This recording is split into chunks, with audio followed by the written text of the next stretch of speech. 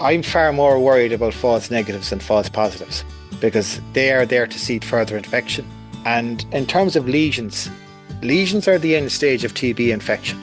If you're detecting animals without lesions, it means you're detecting them at an earlier stage. It means the disease hasn't become embedded as much in the herd. On this week's episode, we're bringing you content from the recent Teagasc webinar titled TB Update, Understanding the Recent Changes for Your Dairy Farm. TB continues to be a major challenge for the dairy sector, with herd incidence rising above 6% in 2024. There's also significant changes now being introduced through the new TB Action Plan. I'm joined by Damien Barrett, Head of the Ruminant Animal Health Programme within the Department of Agriculture, Food and the Marine. I'm also joined by Joe Patton, Head of Dairy Knowledge Transfer with Teagasc. Together they will outline the key policy changes, current TB trends, and what these developments mean in practical terms for dairy farmers, particularly around herd management, animal movement, and biosecurity. So maybe if I'm to come to yourself firstly, Joe, Teagasc are dealing with a large number of dairy farmers on a regular basis. Can you maybe comment on the need to have this discussion tonight? Obviously, a very pressing issue for a lot of farms out there. I think the trends over the last number of years have been not good from an animal health perspective and from a herd management perspective at all. So obviously, with where DAFM have come through with an action plan, it's been very positive and proactive. I think. I suppose where we wanted to get tonight from a Teagasc point of view was to put some of those measures and some of those implications in front of farmers. Because we have heard a lot over the last year or two, let's say, particularly through discussion groups when nobody wants to be talking about TB at discussion groups, but you can see in certain regions of the country it comes up quite a bit because of how impactful it is at farm level. And there has been a lot of discussion, maybe a lot of speculation as well as to what the changes are coming and why they're coming. Is there need for them? What's the whole logic and rationale behind them? So I think tonight should be useful to get people maybe up to speed onto where the differences are. And I suppose, look, particularly from a dairy farming perspective, the spring of the year is obviously when people get really, really busy. And it's a thing that really has, struck us over the last while speaking to farmers that, TB, most people think about TB as a movement question, maybe. What does it mean for the calves? What does it mean for their selling and buying of stock? What does it mean for the routine of testing, etc.? Thinking about it as much that way possibly as they are thinking about it as a disease, I suppose. And maybe we're delighted to have Damien on this evening to try and maybe bridge that gap a little bit. We hope to maybe tonight to go through the mechanics of what the changes are and then maybe bring that back then to the, to the features of the disease itself and what the rationale is behind that. So we hope to, we'll take questions and queries as we can. We're trying to keep them on the basis of what the implications are, maybe more so than individual cases, I suppose. But I think, look, the best thing to do maybe is get stuck in with Damien, get the changes up front, and then we'll see. But I think just to remember, I think that there are implications there in terms of herd management, but just a single point for me really to start with, we are dealing with a disease, and I think sometimes we forget maybe a little bit that TB is a disease. And it behaves very much as such. All of these changes are to tackle that disease and to try and get on top of it. So look, I suppose the best thing, maybe we let Damien go through the changes and go through the action plan maybe, and then we can come back with some more of the discussion in terms of the implications as we go along. So okay. Yeah, absolutely. So Damien, we'll let you share your screen. Now, Joe has said that sometimes we forget that this is a disease. I think we also need to remember it's not only a disease, it's a contagious, infectious disease that's primarily spread by nose-to-nose contact among cattle. So, like, we do need to start thinking about it rather than, as Joe said, what are the implications of it? How is it started? How does it spread? And avoiding that spread. Now, I just want to set the scene here in the first few slides, and this is the situation as of this Monday, where the herd incidence is at 5.68%. The number of reactors on the 12-month over the last 12 months is 37, just over 37,000. The number of herds restricted 5,700, and all of those, you'll see the green arrows are going down. They are down year on year. However, there remains a fly in the ointment in that the number of confirmed slaughterhouse cases, these are factory lesions in cattle coming from non-restricted herds, that is continuing to rise. Now, there are two views on that. One of those is that we're not detecting that there's a disease going undetected. The other is that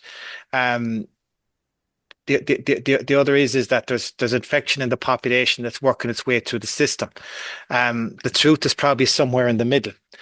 The next slide here shows the situation over the last 6 months, and there has been an improvement in the last 6 months.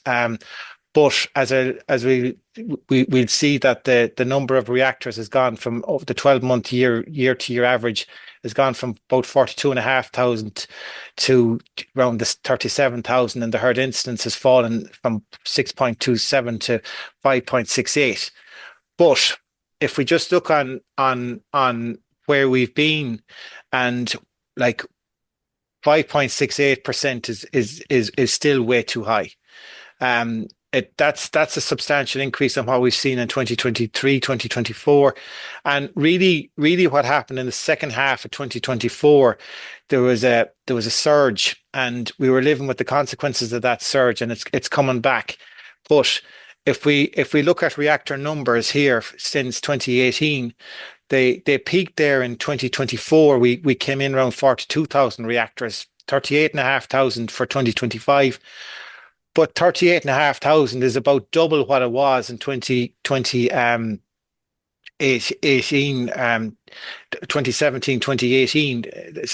And this is a cause of concern for us. Like, while things have improved, they have a long way to go yet. And this next slide just it's a little bit out of date, but the trend continues. If anything, this trend is getting stronger, that we're seeing an increased proportion of reactors coming from dairy bred cattle, diminishing from suckler herd, and that's probably reflecting the demographics of our national cattle population. Now, this slide, I just want to go through it, and maybe this slide you saw an article, and some of you may have seen an article in today's Farming Independent that highlighted that it was a reduction in detections in 2022.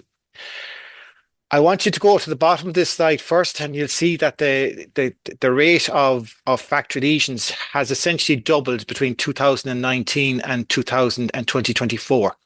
So that's gone from 0.87 or so per thousand slaughtered to 1.62. That essentially means that the level of background TB in the population has doubled in that time. The detections, as you'll see from the top line in this slide, detections did not keep pace with this, and particularly so in 2022 when we saw that markedly the trend in detections went the wrong way.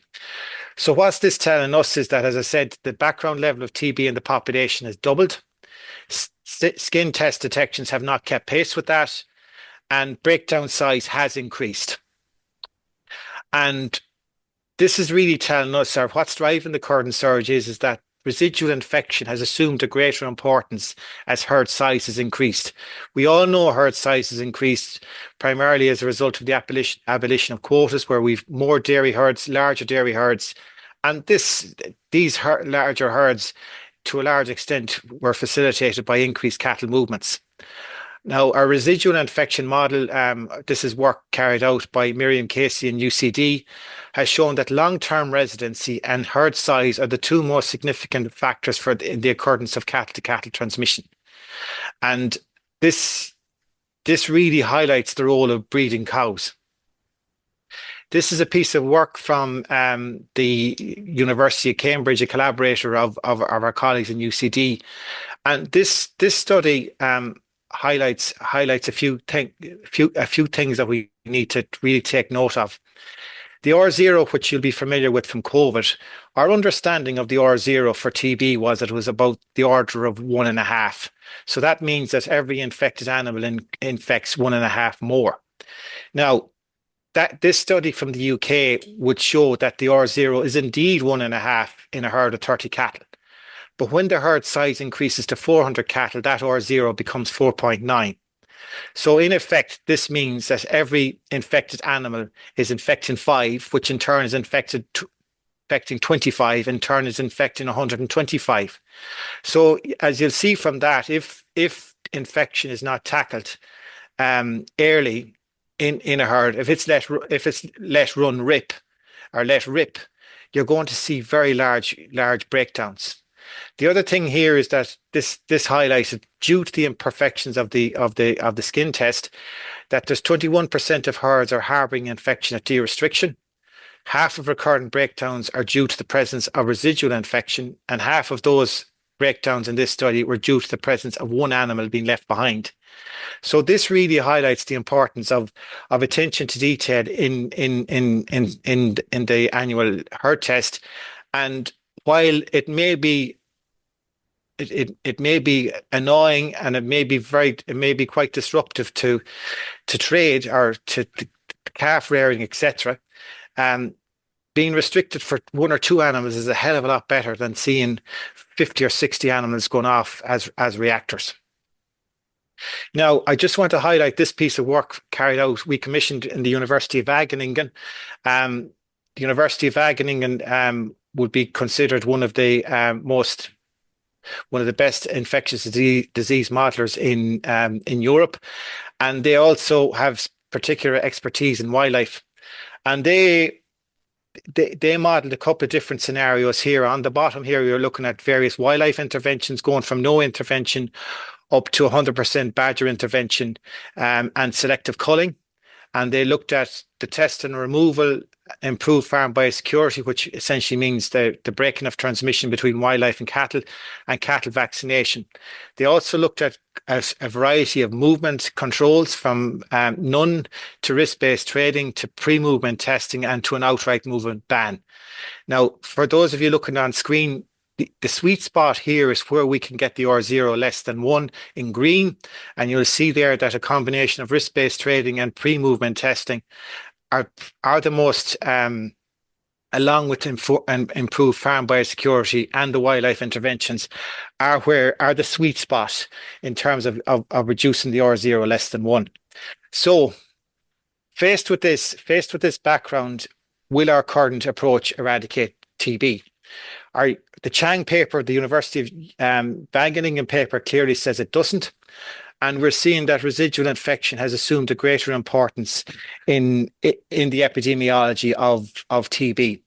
So this prompted us. We saw that our current approach wasn't going to be effective, especially so in the face of a surge. So the TB action plan, the minister got us to develop this action plan and addressing all aspects of the epidemiology of TB. And it's essentially a 5-point plan with 30 actions. They're the 5 actions, but we'll go through them. We'll go through them in a bit more detail. The first action here is support, or the first measure rather, is supporting herds free of TB to remain free.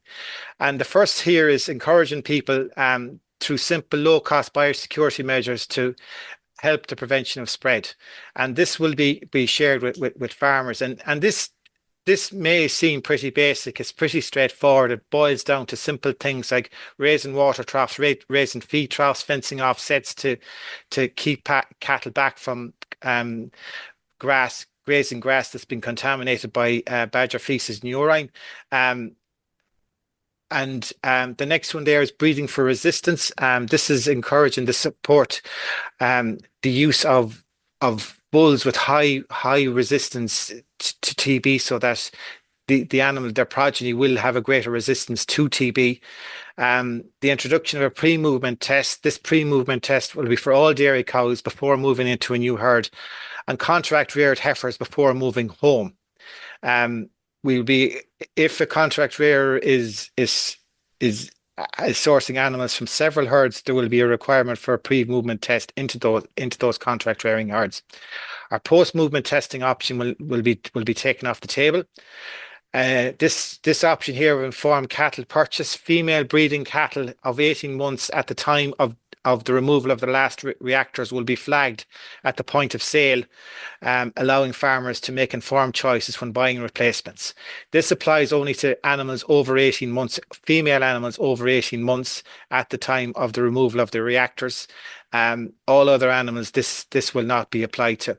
The next here apply the collaboration.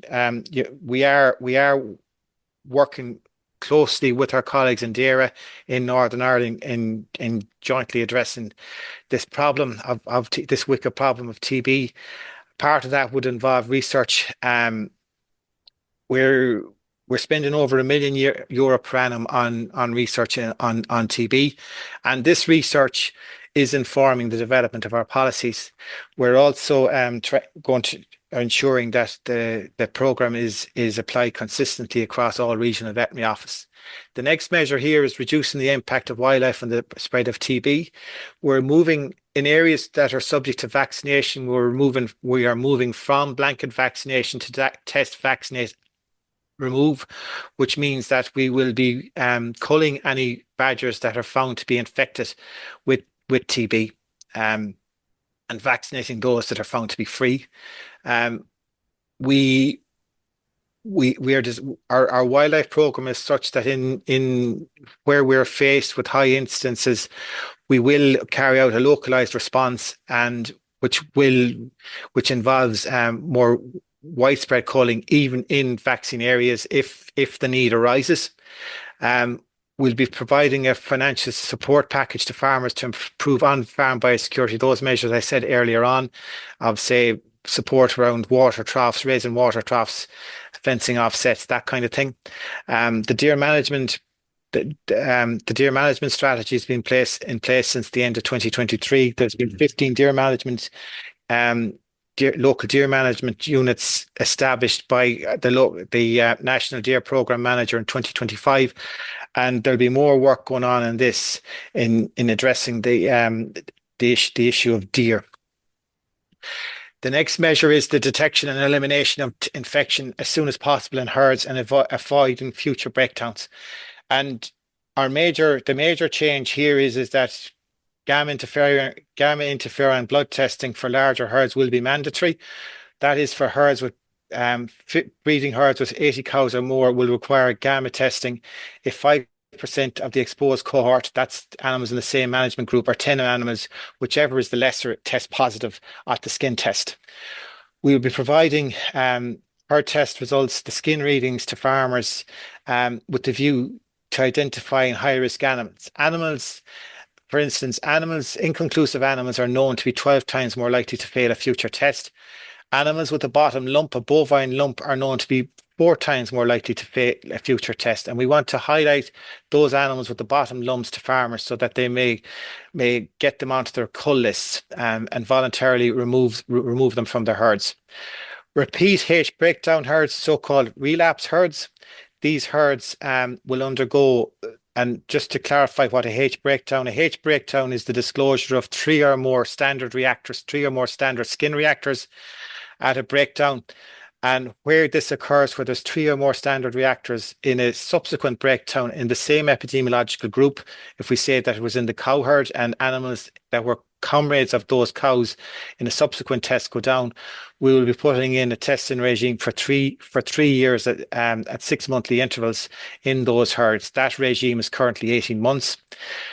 We're making quite an effort to ensure that that the testing carried out is of a high standard, and we've got a quality control system in place. We're following up on those, and we really want to ensure that the test is carried out to a high standard to maximize our chances of finding infection early. And the whole thing here is if we find infection earlier, we've got a better chance of eliminating it. Damien, maybe just stop you there on that point in terms of that's measure 3, detect and eliminate infection ASAP in herds to avoid a future breakdown.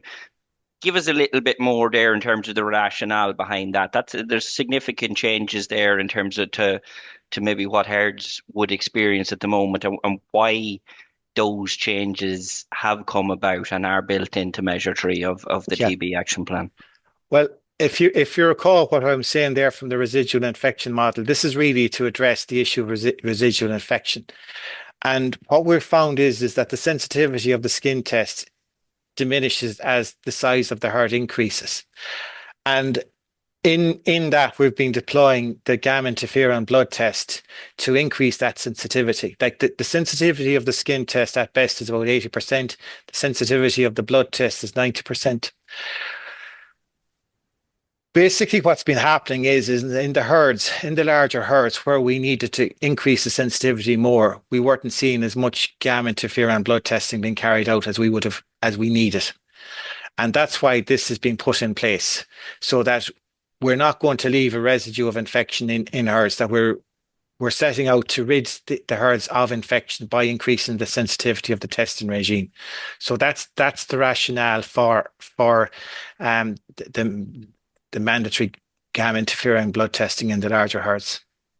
One other question. You mentioned there residual infection and that term, what exactly, maybe for our listeners, what do you mean by residual infection? Um, there are really three sources of infection for the spread of TB, or how TB gets into herds, or well, residual is there already, I suppose. But there's an animal is purchased in that's carrying infection that may well have passed a previous infection or previous test that may be introduced through wildlife, or the breakdown may occur as a result of residual infection. This is infection that was failed to be previously detected. And the reason for this is that there are a variety of reasons. First off, the skin test has got an 80% sensitivity. So what that means is that it detects 8 out of every 10 infected animals. So it'll it has the potential to leave behind 2 infected animals out of every 10. And that's just a reality of the test. Now, you may well ask why we use this test, but the upside of this test is that it has a specificity of 99.5%, which means that it produces about 1 in 5,000 false positives. And when you're testing 7 million cattle per annum, you need to ensure that you minimize the number of false positives. So that's why the skin test remains our best option as a screening test.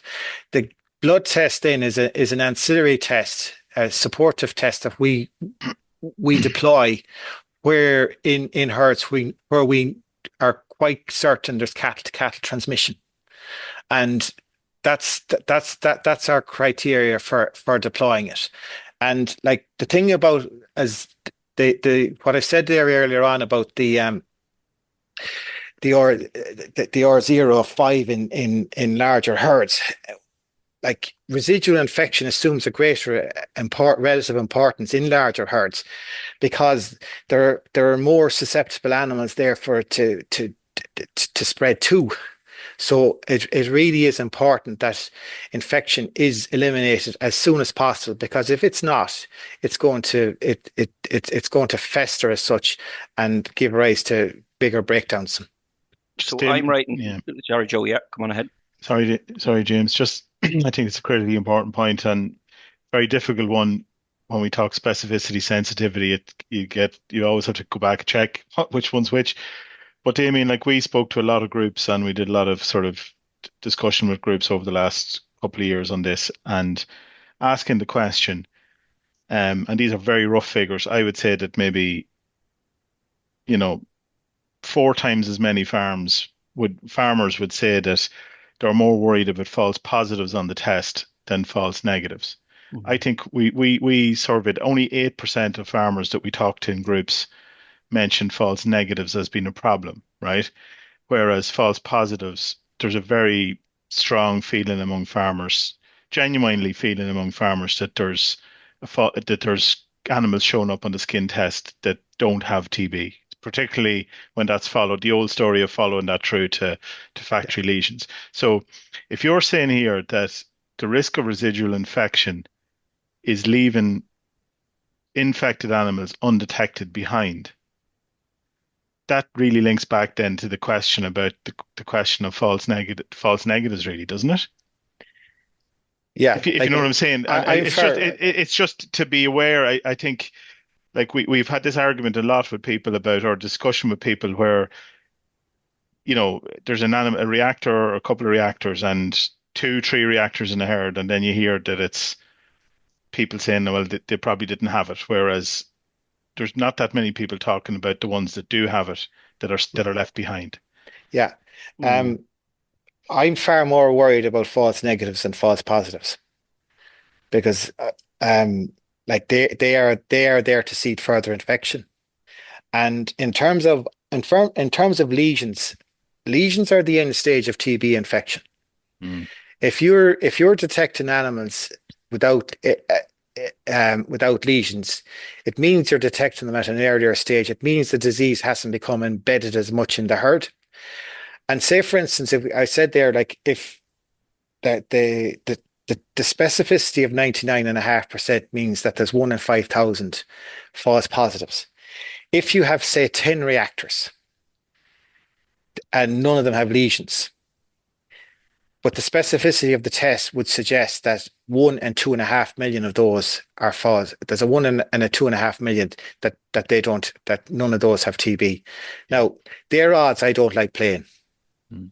So just Like, trying to keep this on the, in terms of the practical sense of it, that the mandatory blood tests, and we say gift tests, and we really talking about blood testing here, that it was a recommendation, it's now mandatory. So that I hear people saying a lot, and with very good justification very good justification maybe on their own previous experience, afraid to blood test because what it means is, take your typical situation, 100 cows for argument's sake, there's four, let's say there's five reactors, six reactors, seven reactors, something like that.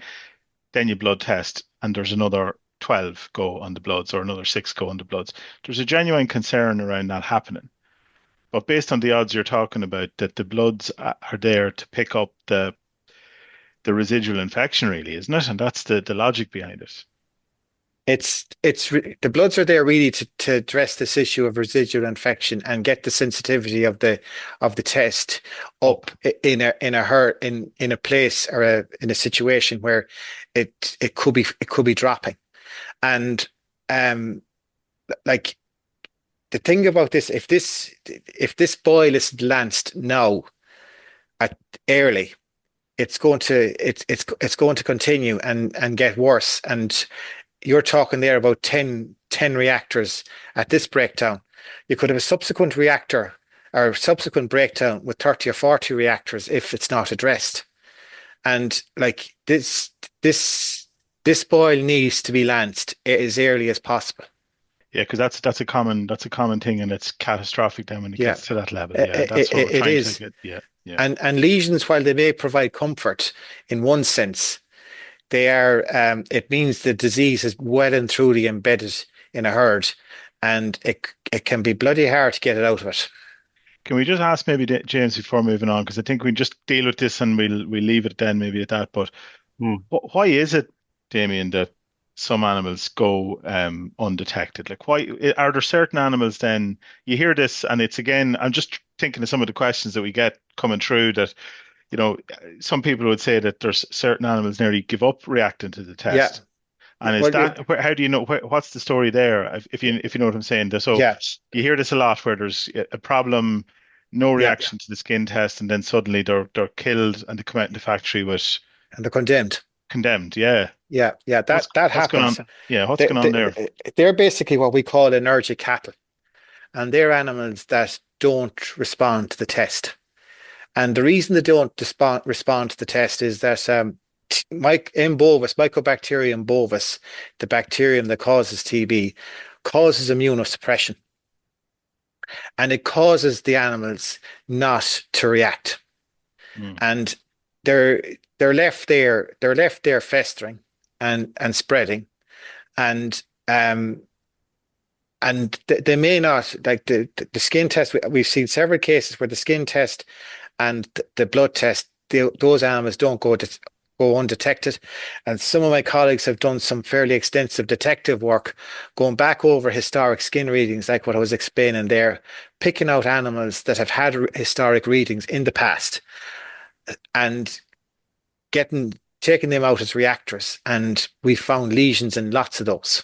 Yeah. Um, Yeah. And just maybe it has come in on one of as a question, right? And I know we There's a don't want to few go into, questions in there. yeah, Yep. to not to go to another, not to, and just for anyone that's wondering, the questions and the implications around movement, folks, we'll get to that in a second, and we'll certainly deal with those, the questions of movement and potential changes on how pre and post movement testing and restrictions on that. That is coming in a second. But I think it's just important we deal with this question for a second. But just a question come in there around, a cow inconclusive after a breakdown, right? Are the chances that inconclusive animal over time would be developed to be a reactor, or should that animal be blood tested? Or so the, it's the question of, these inconclusive animals, let's say, yeah, and this is after a breakdown situation, a smaller herd, let's say, that doesn't meet the need in terms of the numbers of cows there. yeah, So is there advice there just to blood test or to cull, because the risks are getting bigger than possibly yeah. An inconclusive animal is 12 times more likely to fail a future test than an animal that's passed a test. 12 So times more 12 likely? times, 12 times more likely. And that's why we're keen that these animals be removed promptly. Um, like the risk is too great, and especially an inconclusive after a previous breakdown is especially worrisome. So I think like I think people need to look at these and manage the risk. People are well used to managing other risks, and this is a risk that I think that they need to manage to avoid breakdowns in the future. Okay. There's a number of questions there, Joe, coming in around inconclusives, and there's maybe another one we might take now. What percentage of reactors actually have TB? Maybe when they're cultured, as well as visible lesions. We hear a cow's not having TB when cultured, like it's the whole.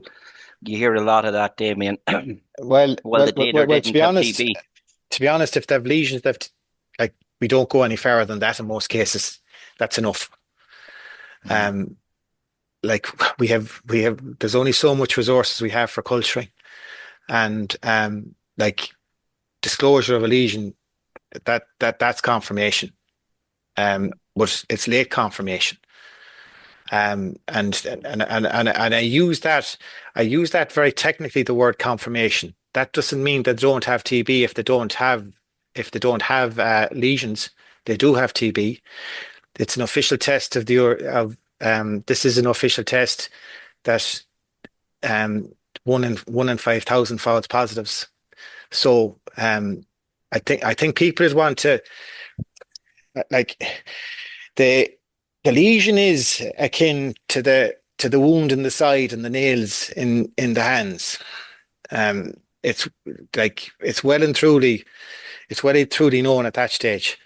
But um, the if they fail the test, people want to start realizing that they have TB and stop arguing with it or challenging it, and rather trying to get out of it. Just a query, in a similar vein, Damien, like the TB blood test will be positive if the animal has other infections going on. True or false? Is Pause. that This is false this is a test. This is a test for TB. for TB? Yeah. So it's a gift test. It's testing for the presence of TB. And Yeah. maybe just quickly on another It's one. it's looking Yeah, it's very much along it's looking at the same cell mediated response to the skin test. yeah. It's for in both. It's specific for TB. And just to go back on that, the chances of a the chance of a false positive is 1 in 5,000. Yeah, on the So, skin test, so yes. if you have three reactors or four reactors in a herd, the chances, or six reactors in a herd, something like that, the chances are 1 in 1 million that that's going to happen, or 1 in 2 million. Well, I know if there's 10, it's 1 in 2.5 million. Okay, okay. And then just quickly, and we'll move on. Then maybe James, Yeah. we had 38 reactors, got them blood tested, and 24 were clear. How does that happen? Which is an interesting one, but that's just how we take that one, James. We So move you have on. 14 positive. Yeah. Now that's the specifics of that case I'm not aware of. that that would be there's usually a better correlation than that, but there are some reasons why we don't see that correlation from time to time around like timing of the test is one thing. Now I don't know what the case is here. Okay. Um but And I know, look, it's difficult. I suppose the issue there is to dig into that on an individual basis. But yeah, you are saying, but in a situation like that, the point is that there's TB present on the herd.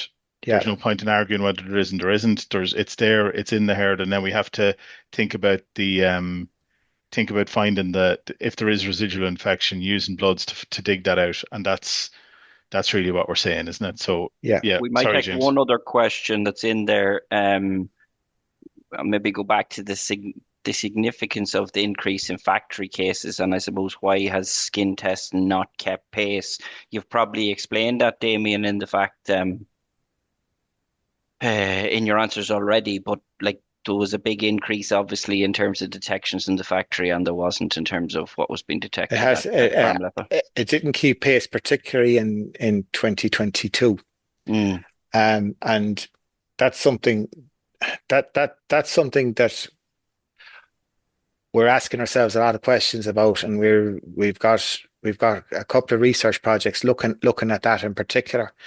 But I think it's fair to say complacency set into the system at that stage. I think one of the it was kind of unfortunate that we had our lowest levels of TB as quotas were abolished.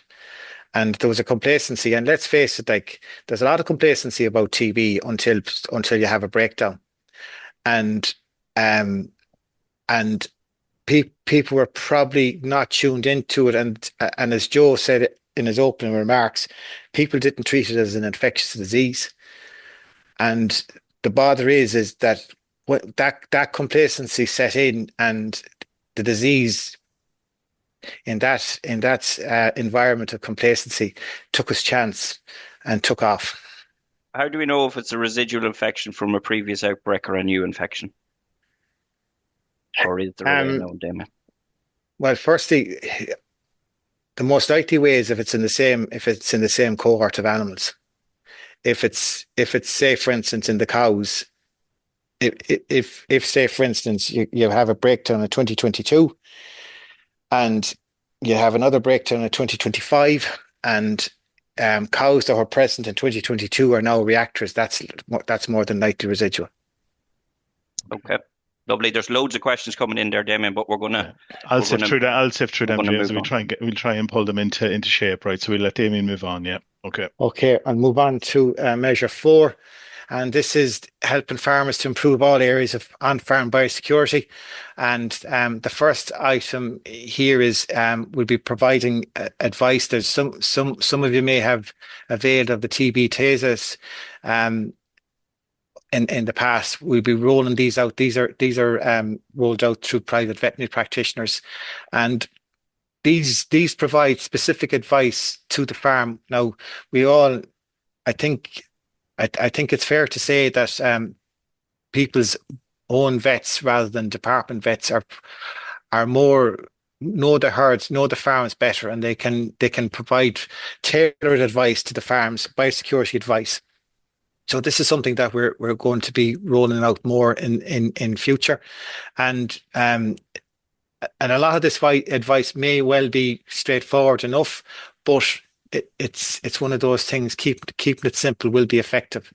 Risk mitigation plans will be put in place for all H breakdowns, and this really the H breakdown is 3 or more standard reactors, and this is to develop specific biosecurity and purchasing actions to prevent future breakdowns. These again are farm specific and based on what are the risk factors in that breakdown. Now, the next item here is learning and knowledge transfer, and I suppose this evening is an example of it, where we're trying to speak to farmers directly through Teagasc discussion groups and webinars, whatever, in whatever way we can to get the message out there. And this is really, all these things here are about empowering farmers to to see what the risk factors are and address them themselves. And taken as and to be honest, I was delighted with the caption on the advertisement for this webinar is about taking back control, because like this is about taking control and taking on what you can do within the farm gate to prevent the disease within your own herd. The final thing here is addressing certain what could be perceived to be higher risk production systems like controlled finishing units, steerer herds, and the like. And what we want here is full compliance. Well, we're going to ensure there's full compliance with the biosecurity requirements for all these, and that say if any of these herds are anyone that's operating one of these herds and they've other herds, that any restrictions that apply to one will apply to them all. Now, the one thing about the controlled finishing units, I would say, is that they are subject to additional biosecurity requirements. And what we have seen is that there's limited spillover into the local neighborhood from these through whole genome sequencing. But that again, that's no reason for complacency. We do need to ensure that the biosecurity requirements here are fully enforced. Now, the next item here, again, is applying to herds of 80 cows or more with major breakdowns, breakdowns. Like what we said earlier before, 5% or more of the cohort involved. And these animals, the cows, will be restricted from moving to other herds for a period of 2 years after the removal of the last reactors. These animals can go direct to slaughter, or they can go to a controlled finishing units, but they may not go onto the open market for that period of 2 years. The reason of the length of 2 years is that the risk of these animals breaking down, becoming reactors, falls off significantly after 2 years. It doesn't go away, but it falls off significantly. So that's why we're putting this hold. And this hold is specific to the animals in the infected cohorts, the cows. Animals, younger age groups are free to be traded as they always were traded, but this is specific to cows. We'll be encouraging safer purchases, encouraging people to buy from herds of an equal or a better risk category status, and so that people make informed decisions when they go buying.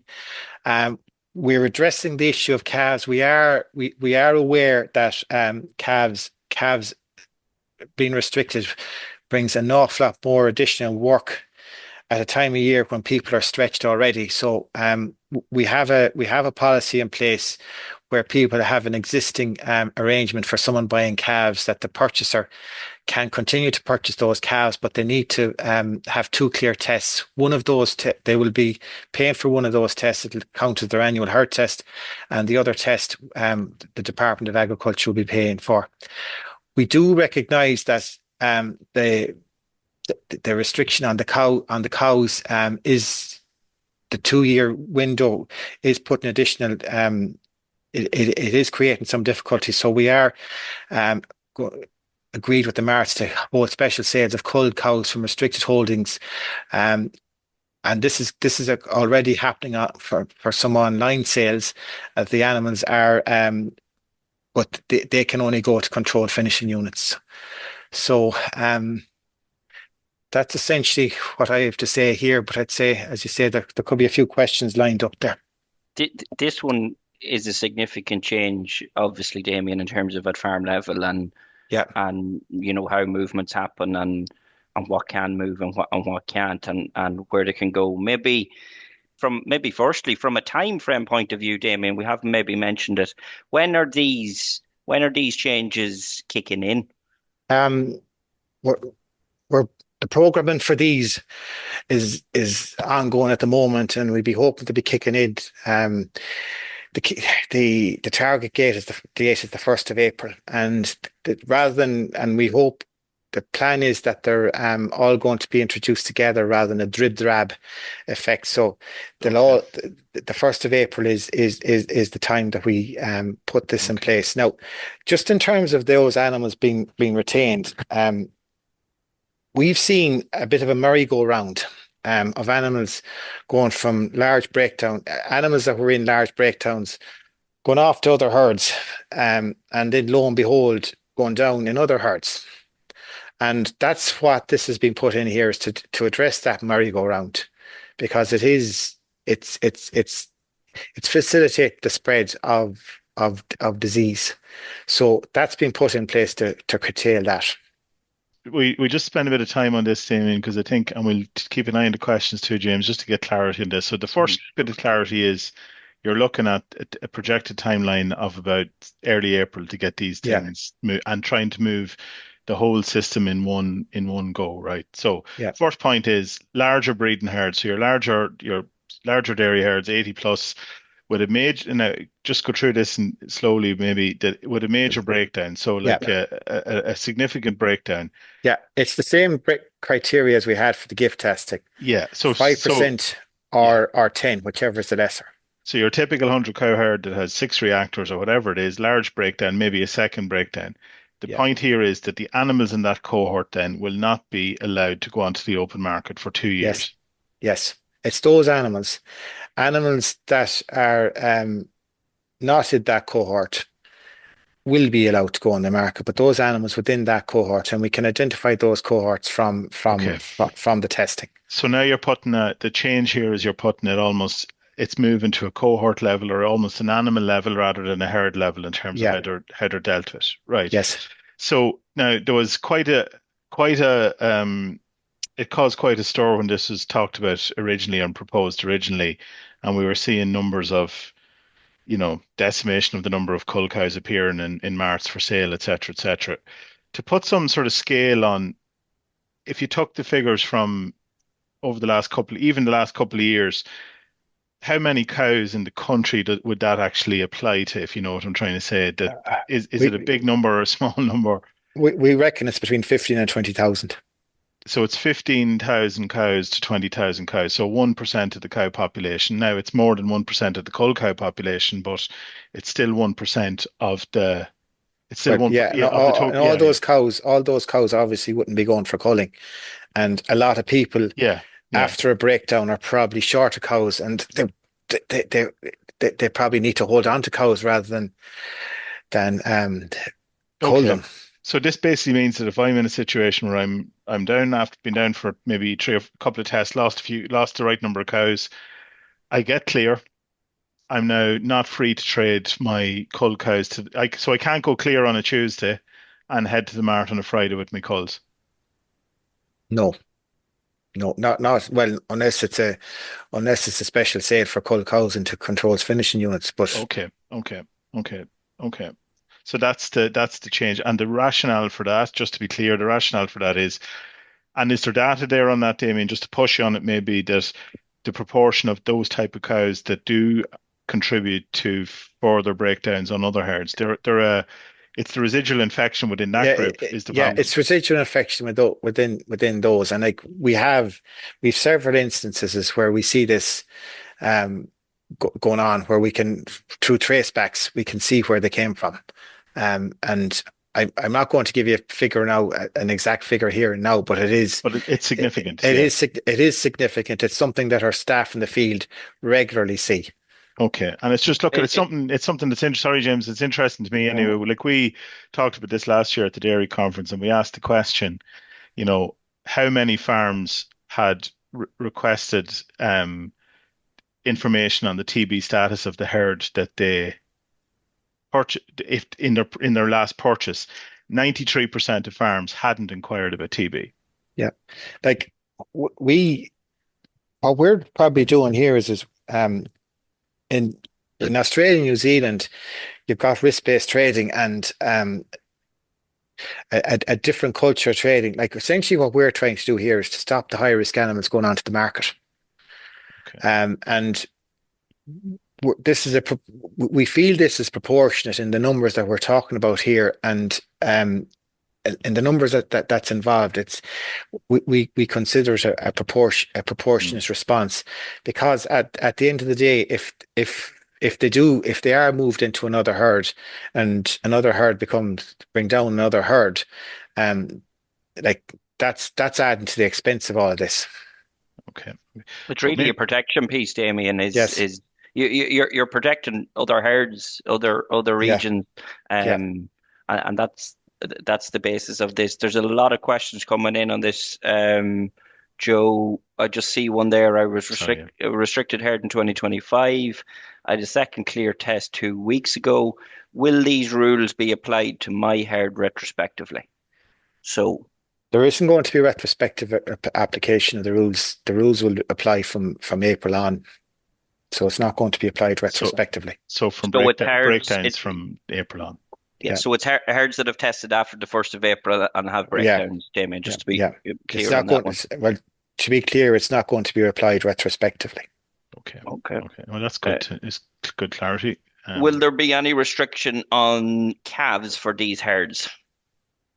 Once they go clear, once the herd have gone through two clear tests, these calves will be free to be traded. Okay. There's a number of ones coming in actually there on the calves. Will the movement of unweaned calves from restricted herds be permitted before the 1st of April 2026? There's a few questions Well, coming in that's there there on that calves. that's permitted already through the policy there of if you've already got somebody to if you're well you don't necessarily but if there's somebody now they can only purchase from one infected or one restricted herd at a time. At this stage that's in place. So just to be clear on this, right, to bring that to a practical example, James, right? Yeah. You're typical, and this is becoming more important maybe as maybe farm to farm trading on beef, dairy calf to beef, buyers wanting to buy direct from farm for their own reasons, right? So I'm in a situation again, my 100 cows, I have 30 or 40 Angus calves that I'm stuck with, let's say, because of TB, and I have somebody that has been buying my calves for the last few years, my calves and my calves only.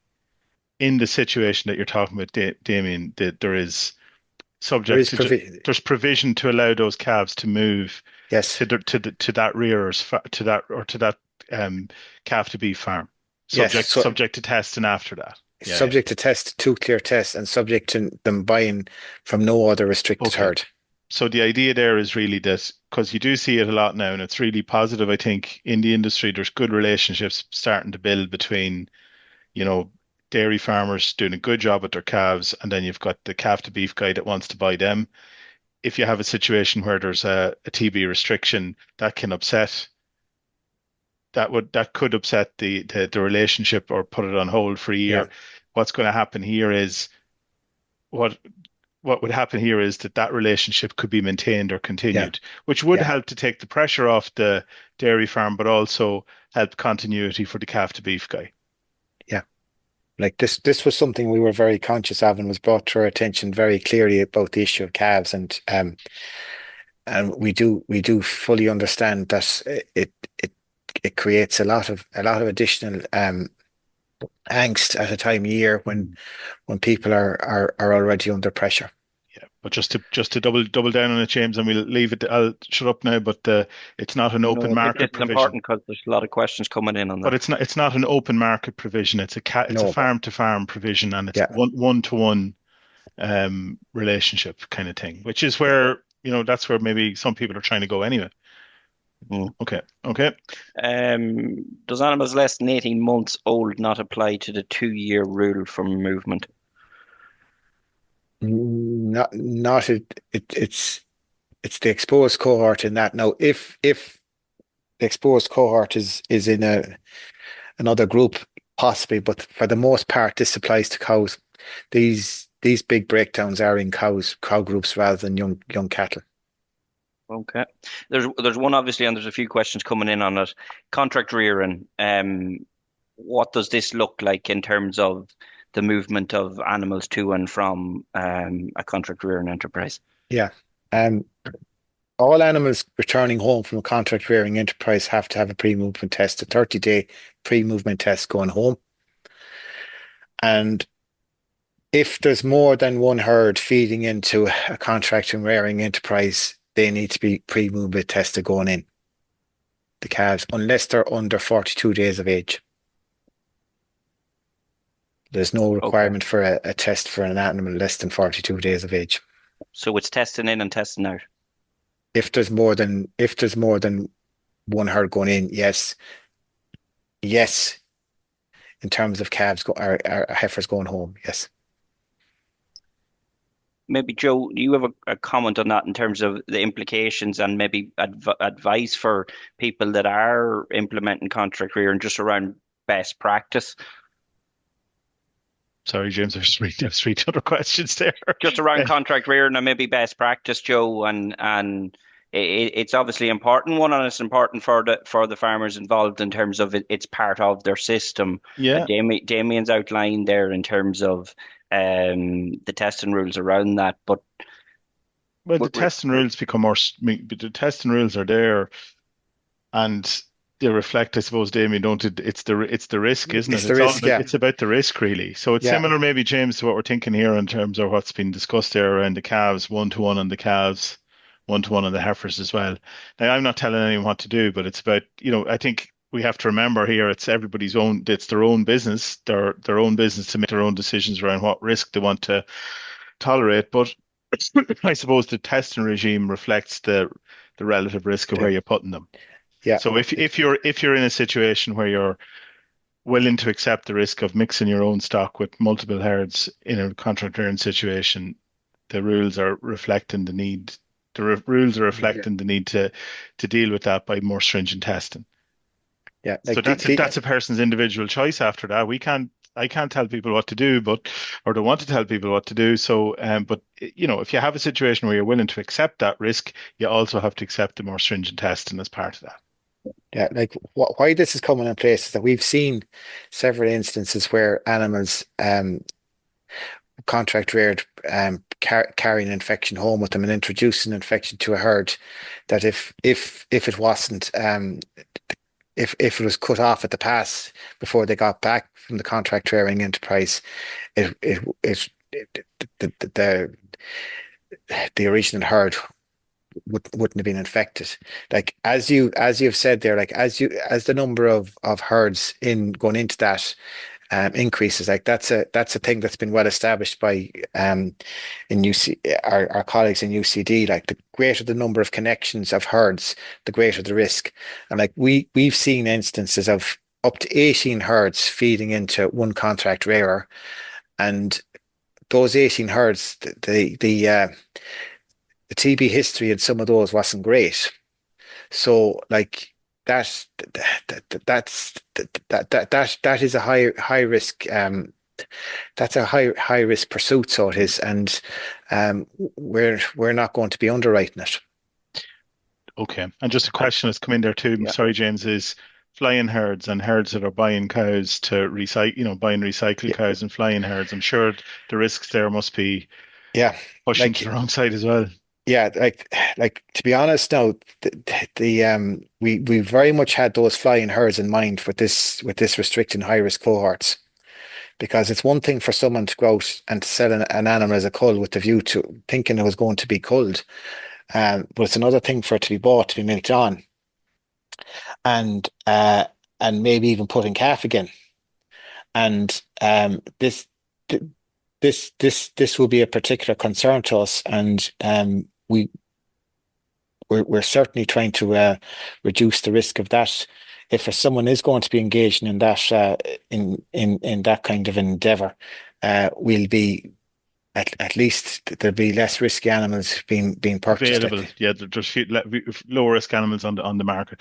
Just maybe, James, did we cover that's the case of those herds, the high risk The cohorts that the have had a the, breakdown. It's the pre-movement stuff. There's a few questions, Joe, coming that's in on the exactly. on the pre-movement testing, Damien. Will you just maybe walk us through that at a practical herd level? How does that look as we go forward? This is for Yeah, clear herds, James, is it? This is for clear herds, yeah, pre-movement testing. Yeah, yeah, yeah. How does that look? yeah. Pre-movement test for dairy cows. All dairy cows will require a 30-day pre-movement test. Um, to be moved to another breeding herd. And so and that as I said, the 30-day pre-movement also applies to the contract rearing as we discussed there. So that's that's the thing. That's I suppose that's it in a nutshell. What else do you it's that's it in a nutshell. That we dairy cows will need a 30-day pre-movement test to move to another breeding herd. Just to clarify that one, James, before, can a restricted herd sell calves to a number of other herds or just one herd? As of now, one herd. We're Mm. exploring. Hold on now. I think the So question is, can they sell them to several herds? yeah, They can if each of those several herds takes only on buys from one. just buys from the one. Okay. So you can't be mixing herds. You can't No. be mixing calves from multiple sources with TB. But if you're a large scale, let's say you're a large scale herd, 400 or 500 cows, you could have three people buying your calves, but Yes. they can only buy from you. Yeah, Okay. but they do have to take on the risk and take Of the on the two testing. clear tests. Yeah, yeah. And there are some biosecurity arrangements around that as Mm. well about where they're going to rear those animals, and that has to be Sure. controlled as well. Sure. And just another question, maybe these are all good examples, maybe for clarification. A group of 50 in-calf heifers managed as a group. So I have 50 in-calf heifers, five of them or six of them go down with TB. And that's a cohort, that Yeah. so I had planned to sell this batch. Can the rest of them not be sold on the open market now for 2 years? So the basic question is, there's TB in a cohort of in-calf heifers. Does the same apply in that situation? Depends on the number depends on the number of cows in the herd. In the group, say, yeah, so Yeah. there's 10 or 15% of them have down with TB. Um, that's one now. That's the infected cohort. Yeah. That one now could be between the lines that we'd want to. That's one for the case by case that we need to look Okay. into the detail So of it. what you have there is you have a mix between the age profile and you Yeah, have the cohort size. So yeah. it's a good question. I take it's a genuine question being Oh, asked. I've no doubt about it, but Absolutely. So we can take that one. It's one to think about, Damien, isn't it? it is. Yeah, It's yeah, the broad strokes don't cover it. yeah. We're gonna go over this one more time as well, Joe, just for clarity. If from 6 months or more from an annual test, I must test pre-movement to the mark within the 30-day pre-movement test. Is that required from now, or when is that occurring? It's current from the 1st of April. Yeah. And look at this will be well flagged when these come in. It'll be well announced. So Okay. I'd suggest people follow the farm and media closely on this because it will be well flagged when it does come in. Okay. And just quickly, maybe as well, and so I know we're jumping around at the questions, James, but and maybe we'll deal with it now when I do see it. Is there any change in the test and protocol, Damien, if a neighbouring farm or a contiguous farm goes down? Is there any change to the plan there? The contiguous program continues as is. That's 6 monthly intervals. Maybe come to you, Joe, and we'll come back to Damien. There's a number of questions in there around breeding for TB resistance, Yeah, and Yeah. I see that there as well in Damien's outline of the TB action plan. Like, we're hearing a lot more about it. yeah. In simple terms, is this something dairy farmers should be looking at now, Joe? It's in there. It's within the index. And how do they fit it into maybe their everyday breeding decisions? A lot of people on the call are going to be going about picking their bulls for the upcoming breeding season. We just Yeah. walk us through what's available there to farmers if they're not aware of it. Well, the TB numbers are there per bull now, James. Like in all of these things, like TB sorry, breeding value for TB. It's a tool in the box, isn't it? Really, you're not going to breed for a high TB resistance and expect zero TB, maybe particularly if there's a big challenge in the region. But what will do is tilt the balance maybe in your favor slightly as to what animals are resistant or not. So I think the numbers on it, and the proofs and the data used for them bulls are used from, daughters of bulls where there has been, the data is used from herds where there is exposure to a TB outbreak. So it's taken the population at hand, if you like, is the cows that are in herds that have an outbreak, for example. So on average, I think based on the black and whites, I think it's about 7.8 or about 8% of in those reactor herds, let's say, the average bull has about 8% of their progeny as reactors, right?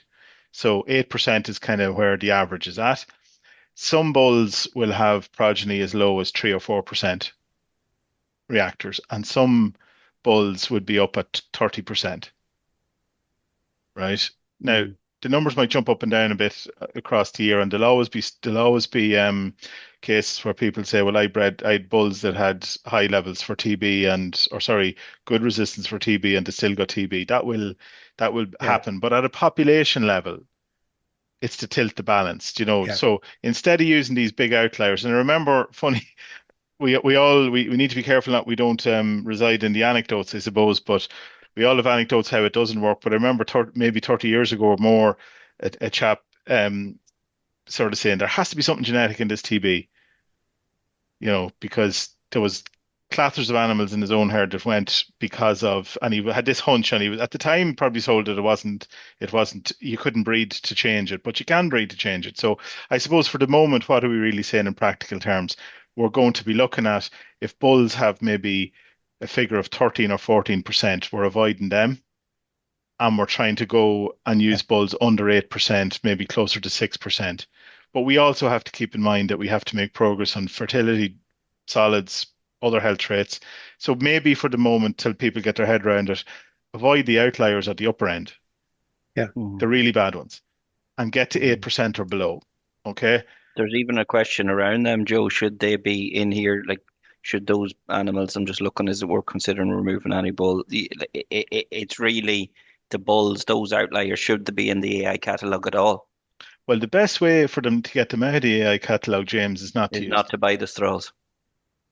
Yeah, because, that's the thing. There's bulls in the catalog that we disagree with about, not enough protein and not enough fertility and not enough of a lot of things.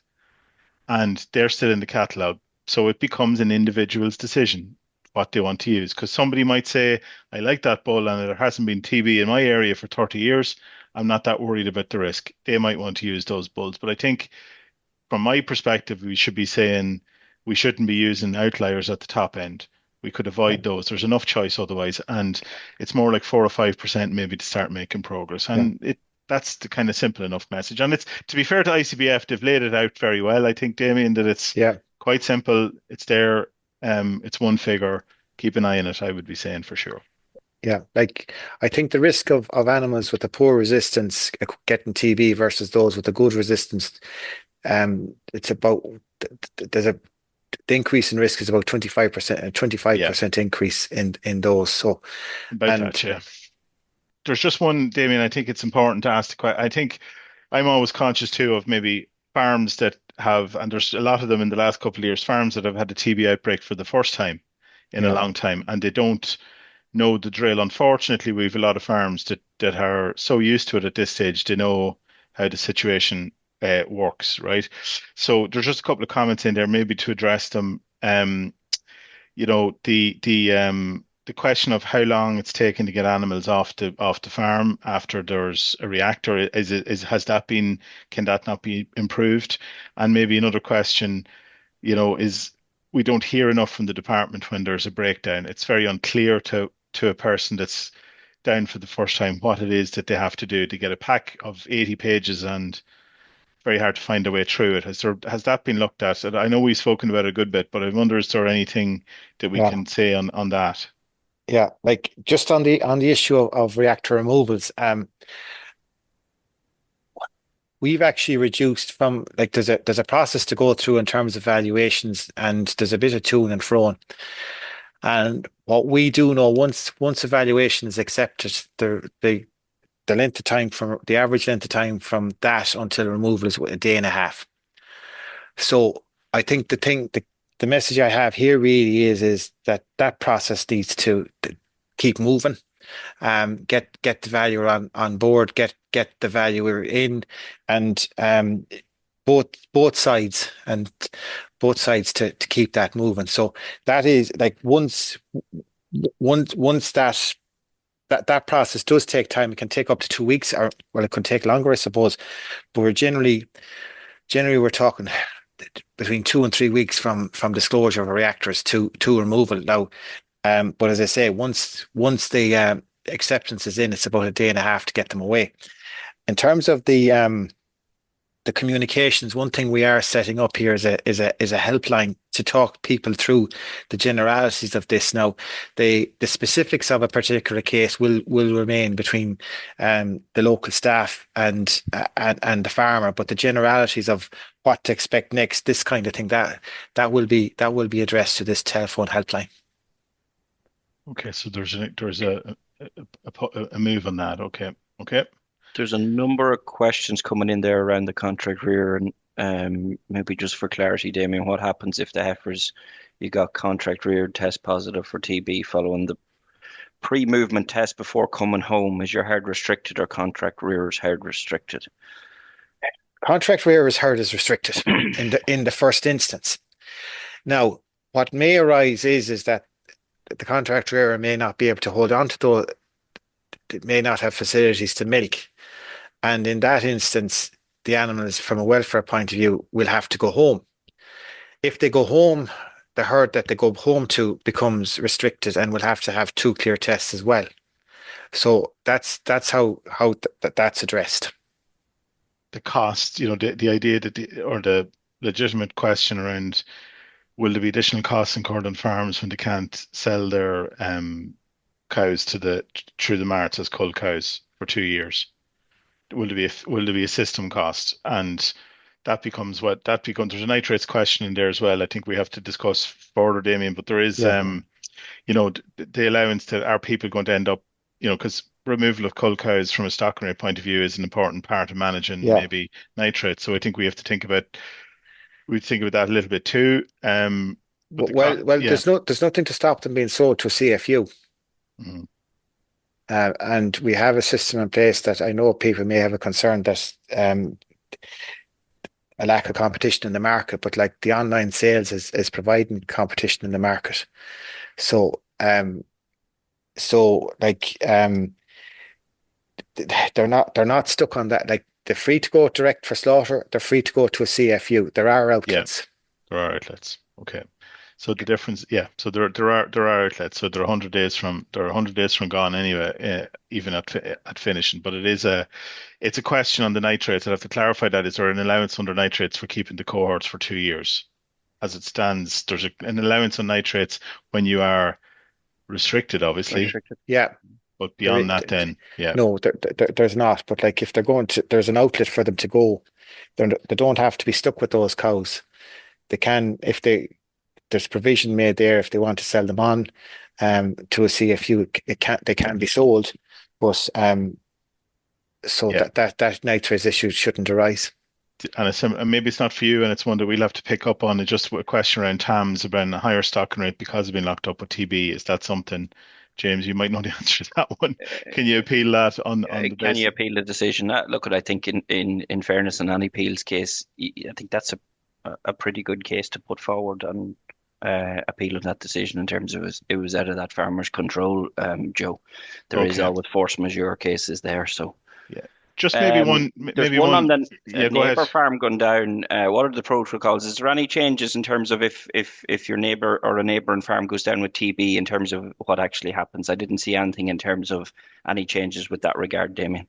Well, the contiguous programme that has existed continues to exist. Yeah. Maybe, Damien, on the testing and the effect of cow health, metabolic status, the underlying pressure on the herd. How do you test interacts with that? I know there's some work underway on that. Maybe we might just like in the spring, for example, if cows are under metabolic stress in the spring, is the test more or less, or is there a bigger risk of transmission, or even in the herd if immune status is compromised? Yeah. Well, there's a couple of layers on that, and we're trying to get the evidence we're looking for evidence to establish this, but our working hypothesis is that animals that are in metabolic stress, negative energy balance, they're going to be more susceptible to infection.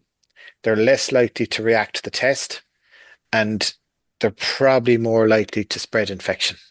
So just maybe come back in a similar vein. There was a good question in Mm, there, I think, because there is a bit of frustration. And I know I've heard and dealt with a couple of herds that had this issue that there were these anergic cows sitting in the background, Yeah, right, that caused serious problems. Very simple question. Is there any way of identifying an anergic cow when they don't react to either test? Like I've seen cases where there've been maybe cows that passed 4 or 5 skin tests and maybe passed 2 or 3 blood tests and still showed up with TB. yeah. How do you find them cows, or what's the recommendation to dig them out? Very difficult. There's a couple of things we do. Um, the that's one reason that my colleagues would do that detective work I mentioned earlier on, looking back over historic skin readings to see is there any hint of infection in the past. We have a specific blood test that's targeted at those, and in a real bad case, and thankfully we don't see these very often. They actually may display signs of clinical TB, like coughing, snoring, weight loss, those kind of things. Like they're well advanced. They're they're not far from death's doors, I'd say.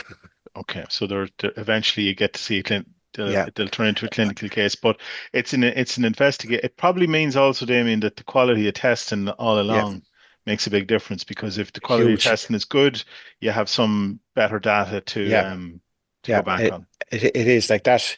That whole thing is based on good historic skin readings. Yeah. Yeah. Can I just maybe, James, I know it's one of the first questions asked, and it's a good point, and maybe just to get Damien's perspective on it. From a New Zealand point of view, like there's herds, our dairy herds would be typically 400 cows plus maybe, and the TB rates are, it's just this question about the R0 rate, or Yeah, the internal the challenge, let's say, of animal to animal infection on large scale herds in a yeah. different jurisdiction. Just a perspective on that, maybe, because are we comparing apples and oranges there when we're talking about We the are we are comparing apples and oranges because the New Zealanders took on this probably from the 1990s, and they've reduced herd levels quite a bit, and through a variety of means. They've gone at blood testing more aggressively than us. They've gone at risk-based trading far more aggressively than us, and they're essentially at this stage the disease. The reservoir of infection is in wildlife. I'm probably going to say something controversial here now, but our evidence would suggest that the reservoir infection in this country is in cattle, and it's spilling over into wildlife and spilling back. okay, So, like, the level of TB in the New Zealand cattle population is far less than the level of TB in the Irish cattle population, and we have there's far less spillover. The spillover events is from wildlife into cattle. Like, um, far it's as a proportion, it's far greater than what we have here.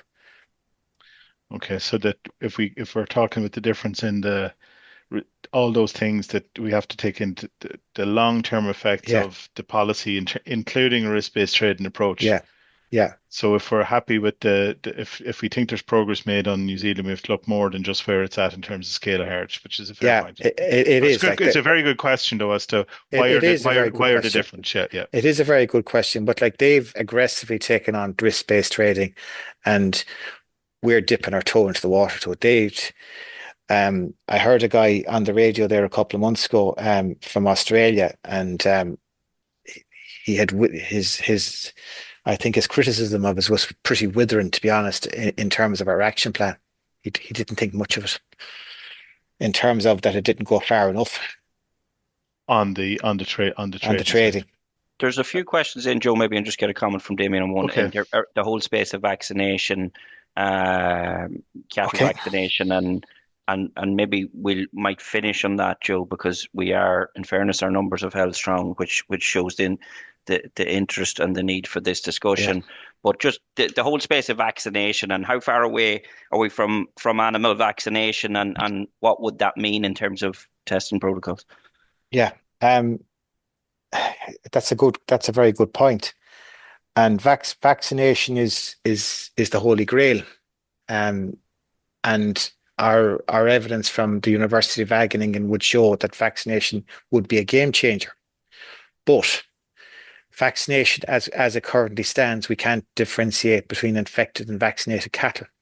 And the research that's ongoing in the UK on this is primarily at this moment in time around developing a test to differentiate between vaccinated and infected cattle.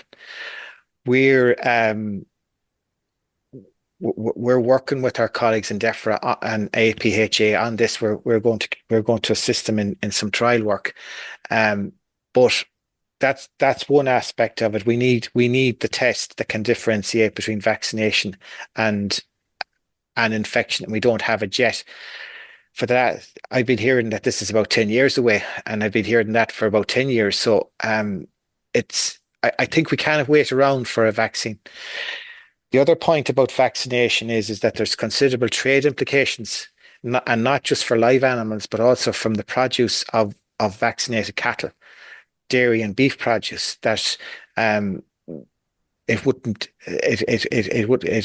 meet the criteria, the export certification criteria. So that's actually, in a way, there's a technical problem here, but there's also a trade problem that needs to be addressed. But you need to have a live option for vaccination before you can tackle the trade issue. Joe, I'm gonna leave Damien and yourself with one comment, and I'm going to close. Look, I just think, just first of all, thanks, Damien, for coming on. I mean, we said we'd have you out in 45 minutes, but we couldn't answer 50 questions in 45 minutes. And I think the engagement has been really good. And I think it's really positive to have the action plan in place. One thing for me, just looking at this from a number of over a number of years, the acceptance that when there's a lump on a cow, that the cow has TB, that's the big thing for me. And also the acceptance that if there's a bit of TB showing up in a herd, it's likely that there's more in the background, and we have to be very diligent on the test, and we have to be aggressive on the bloods. I said it to you, Damien, a couple of years ago. I think I'm not changing my mind on it, that the severity of the number of animals lost is a lesser problem than the duration of the breakdown. Yeah. Right? I think if we end up in situations where we second guess on ones that might be there and we'll get her the next time and all that kind of stuff, we're going to set ourselves up for longer term breakdowns. So I think the key is if there is tracks of it on the skin test, we just have to face up to that. We have to accept it, and we have to get on with putting the good testing regime in place. And when it comes to blood testing and that, I think we have to be aggressively chasing that. And then the other thing, it's one final point, James, for me, is that it is, and I can see completely that it's just not the done thing, but 92% of farmers we asked didn't ask for any TB history when buying stock. I think we need to get that we need to reverse that trend. So that's the two things from me. Damien?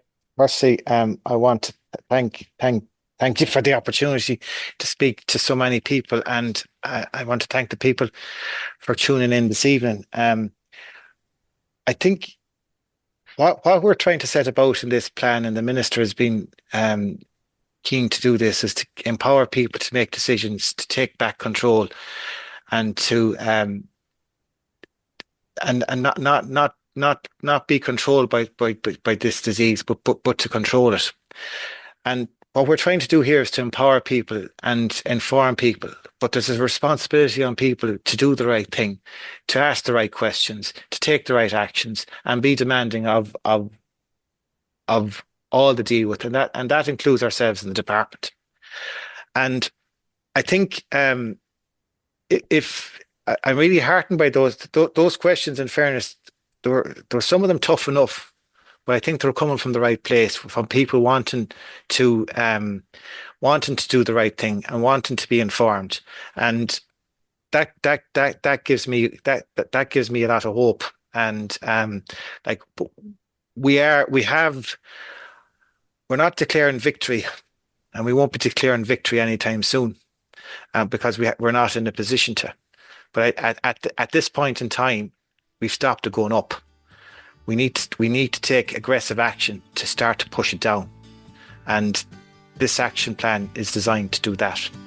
Look, at firstly, I want to thank yourself, Damien, from the Department of Agriculture, Food and Marine, and my own colleague, Joe Patton, from Teagasc. You've clearly outlined the changes of the new TB action plan and I suppose what they mean for dairy farmers going forward. So finally, I just want to wish our listeners well for the calving season coming ahead and thank the two guys again. So look, thanks everybody for your time. Thank you. A recording of this webinar is available to watch back on the Teagasc website at teagasc.ie. If you have any questions arising from this episode, or if there are any topics you would like us to cover in the future, you can get in touch by emailing dairyedge.podcast@teagasc.ie. Don't forget to rate, review and subscribe to the podcast. You can listen on Apple, Spotify or wherever you get your podcasts. And for more information, visit the Teagasc website at teagasc.ie. I'm James Dunne. Thanks for listening and join us next time for your Dairy Edge.